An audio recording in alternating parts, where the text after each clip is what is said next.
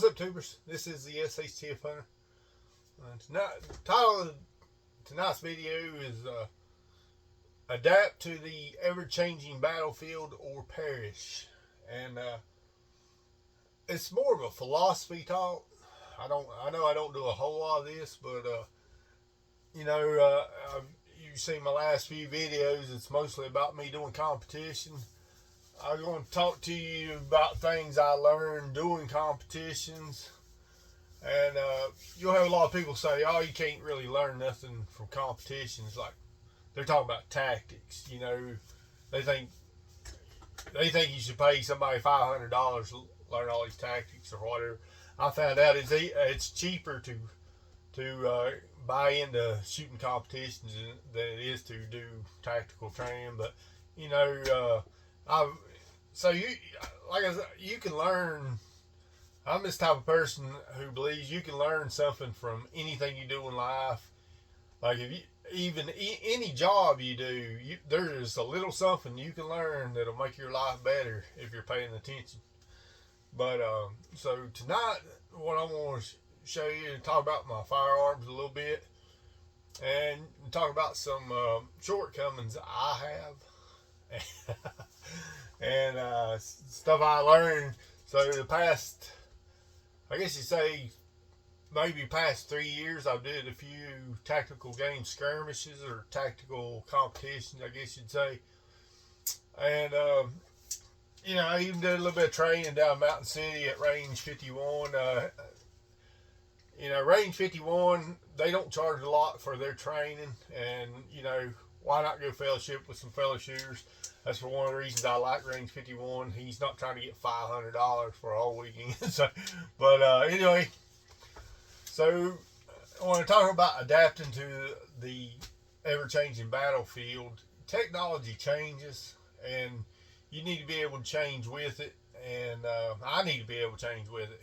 And it's hard. A lot of times we think, well, my equipment's good enough, and I'm good enough.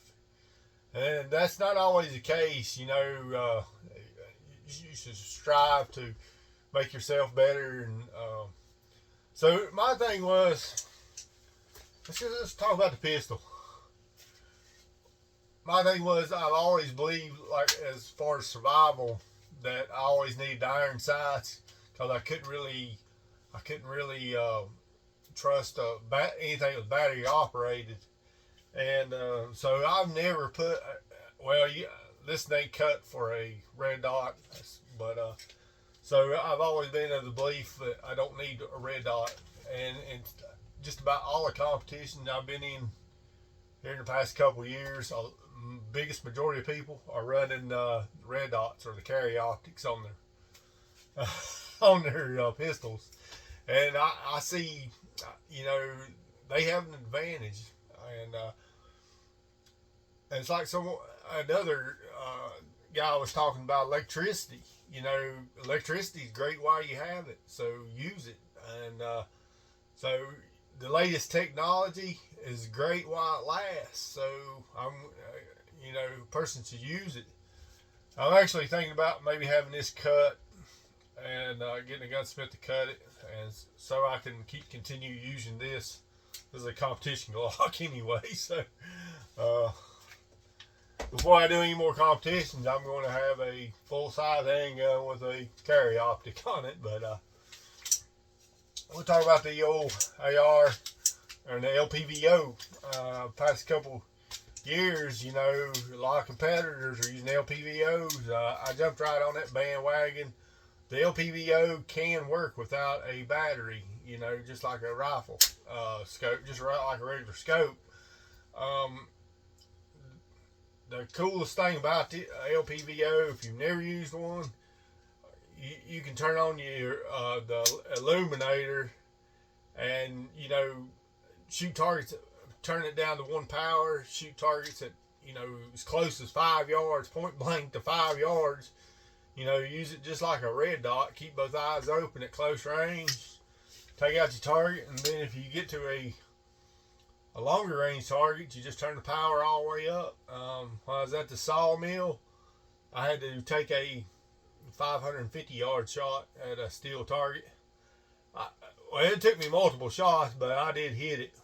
You know, if it wasn't for the LPVO, you know, I had to turn it up 6 power, and I could see dirt flying on the right side of the target. So if all the target dirt's flying on the right, it tells you there's a wind or you need to aim to the left. So I was able to hit it. But anyway, so this is the way of the future, the LPVO, and those carry optics. As bad as I hate to admit, you know, this carry optics way of the future, and a person needs to think about using the best technology that's available to them.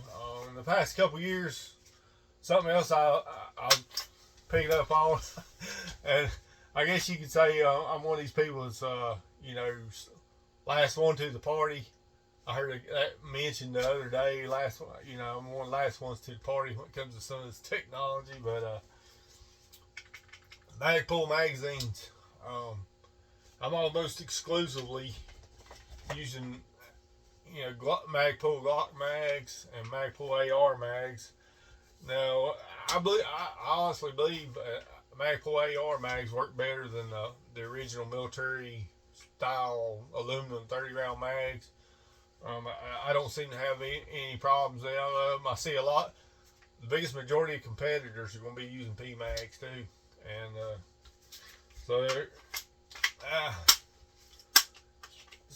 yep. That's I guess I'll keep it kind of short. So whether you're actually on the battlefield or trying to survive an SHTF situation or do competitions, you know, look at how things are changing around you and be ready to adapt. Don't be like these old people I know in the military. It's like, yeah, back in my day we used iron sights and we loved it. You know, I've known for a long time iron sights ain't all they're cracked up to be. Yeah, they don't take batteries and whatever, but you know, I can pick up a target and shoot it much faster with a scope than anybody can with iron sights. Iron sights, you know, like I say, if you know, get the latest of technology you can afford, and get the best, latest. All right, this is the SHTF Hunter. I'm out.